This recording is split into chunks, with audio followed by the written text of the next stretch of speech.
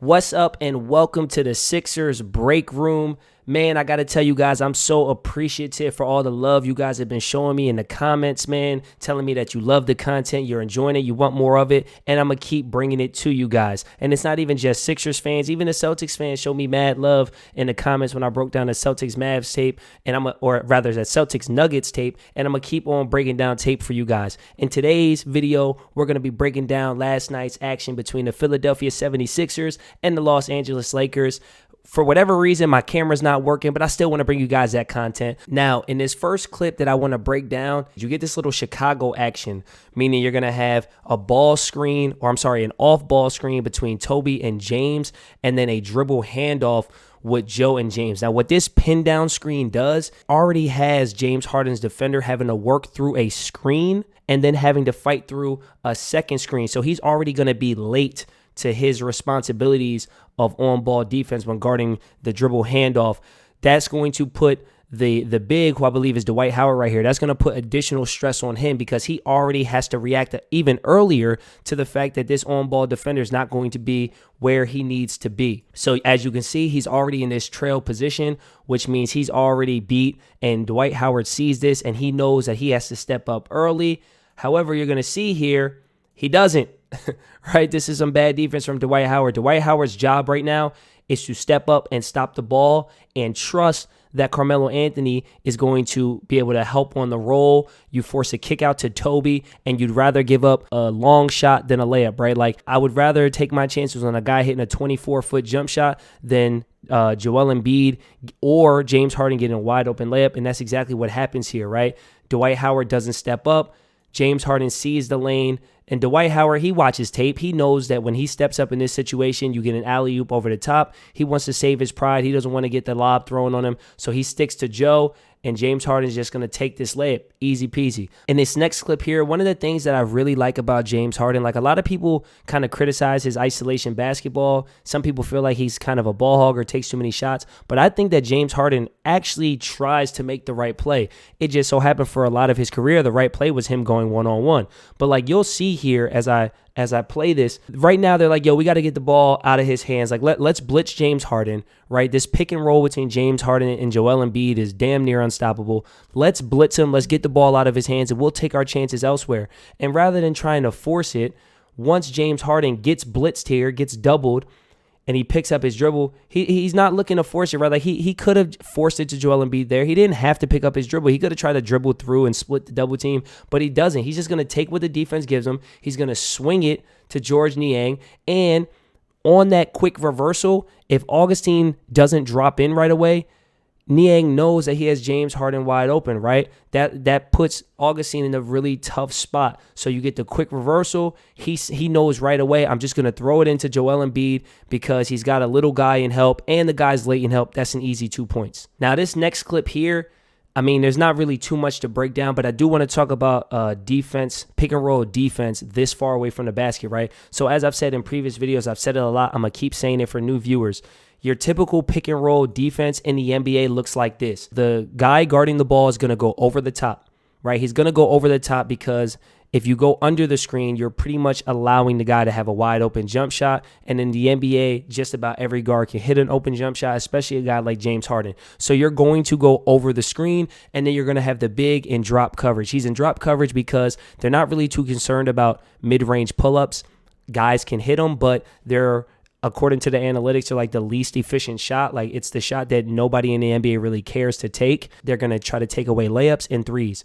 By going over the top of the screen, I'm taking away the three. By playing in drop coverage, I'm in a position that if you drive, I can help defend the layup. But when you're this high up, when you have a ball screen this high up towards the half-court line and this far away from the basket, he needs to be going under the screen. Unless it's like Steph Curry or Dame Lillard, who have pulled up from the logo consistently and made those shots, you go under this screen because you're not worried about him hiding behind the screen and pulling up from here. So Stanley Johnson really should be going under. You'll see he decides to fight over the top, and when he does that, he's putting Carmelo Anthony in a really bad spot, right? Carmelo Anthony is already in a back pedal because James Harden can get downhill and can go by Carmelo Anthony, and he knows that. It also creates all this space that Carmelo Anthony has to try to make up when he closes out on Niang because Stanley Johnson is out of position and Carmelo Anthony has to help here, or he's just giving up a layup.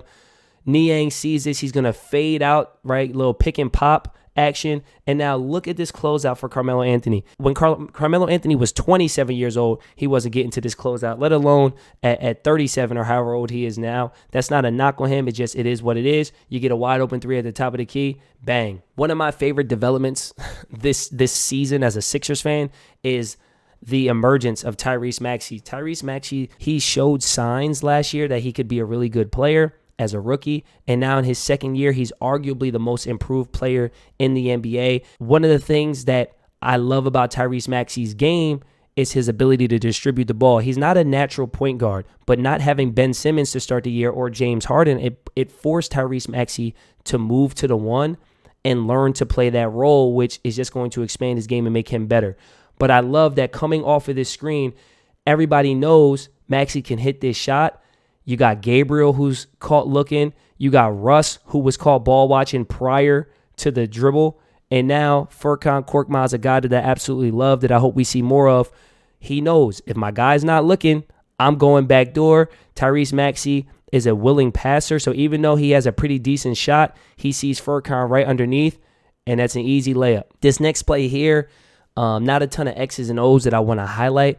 But I got to ask, are there many players in the NBA better than Tyrese Maxey at these high off the glass, tough finishes? I'm trying not to be biased here. I'm genuinely asking, let me know in the comments below how many guys you think that you would say are better than Maxey at these types of finishes, driving full speed as quick as he is. He sees Gabriel coming over and help and just being able to get these high touch finishes off the glass. It's super impressive, and he finishes them consistently. This next clip here it's the first clip we're really getting of Joel Embiid.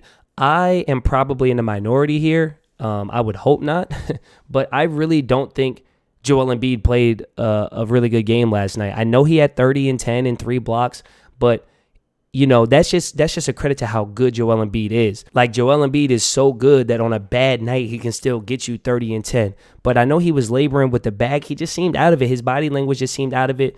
But this was one of those plays that, man, it just highlights how special he is. I'm going to rip right. Let's break this down. So I'm going to rip right. You know what I'm saying? Half spin back you down, little dream shake. And then I'm going over the right shoulder, fade away. I mean, there's just no way that you can guard that. There's no way you can guard it. Another guy that I want to highlight having a really good game last night was Tobias Harris. I said in an earlier video that I feel like Tobias Harris is the key to the Philadelphia 76ers winning a championship. It's not because I think he's the best player, but I think he's an X factor. He's a vet that's been in the playoffs. He's been in high pressure moments, and he's a bucket getter. You know what I mean? He's a career 18-a-night guy. People are now saying he's our fourth option. I mean, if Toby's your fourth option, that's one of the best fourth options of the past decade. I mean, definitely in the league. Not many teams can say their fourth best player is Tobias Harris. On most teams, Tobias Harris can be the second best guy. And if he's going to be our fourth, that's crazy. And it's not just his ability to score, it's his ability to get to his spots and also facilitate. I mean, here you have him drawing a second defender, right? You have him drawing Gabriel. Carmelo Anthony is on an island here, right? He can't get on the inside of Jordan because if he does, Toby's going to kick it to a wide open three, which is a corner three, the most valued shot in the NBA. Melo knows this. He knows he can't just give up a wide open corner three. And because Toby has forced Gabriel up and help, you already see you got Toby with his head up. He sees DeAndre Jordan underneath, and that's just an easy lob for 2 points. Great pass, great finish. Toby can score the ball. He can facilitate the ball. He can post up, face up. I mean, the guy is good, man. I think more people need to give Toby his flowers while they can, because I think as Sixers fans, we should be very, very lucky to have him on our team. And this is exactly why, right? Similar play to the last one, right? You get Toby driving. Now, on the last clip, you had Carmelo Anthony staying on the outside because he was worried about that pass to the corner, right? Once again, you have Toby beating his man off the bounce, forcing help. And then you're going to see here, this time, what does Carmelo Anthony do? Carmelo Anthony remembers the lob to DeAndre Jordan. Now he doesn't want to give up the easy two. Toby is reading Carmelo Anthony. He sees this. He's patient. He pump fakes, and now look, I got Furkan wide open in the corner, and I'm going to make the right play. I'm going to kick it out, and I'm going to let Furkan do his thing. Like, I don't think people value things like that enough, right? To the casual fans that are watching, it's like, that's basketball right there, right? And that's why it's so important to just hit the open man. That's why it's so important to read the defense and not predetermine what you're going to do. Because had he just said, you know what, last time it worked throwing it to the big, I'm going to throw it to the big again, you don't get that finish right there. You don't get that three. But because Toby took the time and was patient enough to read what was going on, not just predetermine what he wanted to do with the ball, he sees that Carmelo Anthony drops down, and he knows he has Furkan wide open, and Furkan's going to do the rest, a guy who's been playing really well the past couple nights. Not only can Toby play off the bounce, in the post, find open guys, but he has the ability to do this as well. Russell Westbrook is sleeping a little bit here. He's actually in a really good spot, but as a coach, you never want to see a defensive player with his hands on his knees, just chilling, especially here. Like right now, he needs to be active. He needs to be ready to go. Maxey's already ready to throw this pass. He's not. Maxey's going to make the pass to the corner. That's a wide open three for an NBA player, especially Toby, and he bangs it. And in this last clip here, I kind of want to just show the evolution and the development of Joel Embiid's game. Once again, we have this trap here. There was a little pick and roll, and they blitzed it. Down 6, under a minute left. They're not in a position where they have to foul. But James Harden's just going to make the right decision. He's going to throw it over the top to Joel Embiid right here. And this is a pass that I don't think Joel Embiid would have been able to make a year or two ago, right? Especially early on in his career. But he's able to face up. He sees Thibault, who moves so well off the ball. He really has options. He has the wide open three here, which I think is the pass he would have made in the past. But he's looking towards the basket. He's keeping his head up. And just look at this pass. I mean, that's an incredible pass. I don't want to, like, I feel like that almost makes it look so easy that we don't realize how difficult it is for that little touch pass over the top to Thibault. But, I mean, that's just great basketball right there, man. So there you have it. That's my breakdown of the Sixers versus Lakers. I mean, I feel like last night was a lot of transition, a lot of quick offense. We scored the ball really well. We didn't have to go to too many actions. You know, a lot of just getting downhill, beating guys off the bounce, maybe kicking it to the corner for open shots. The Sixers played really well offensively. I did not love the way they played defensively, giving up 115 points to the Lakers without LeBron James, who's leading the league in scoring. I mean, you don't love to see that, but we made enough plays offensively. Tobias Harris was huge in the fourth quarter. Maxey had some tough finishes. Joel Embiid hit free throws at the end of the game. It was a total team effort. We had 4 starters, I believe, with over 20 points, which is great. And our bench played pretty well, man. Make sure if you guys like the video, please like the video. Let me know what you guys think in the comment section. What you think of Philly's game last night? And do you guys want to see more film breakdowns like this? If you do, sound off in the comment section below. Of course, don't forget to subscribe to the channel. This is the Sixers Break Room, and I'll see you on the next one. Peace.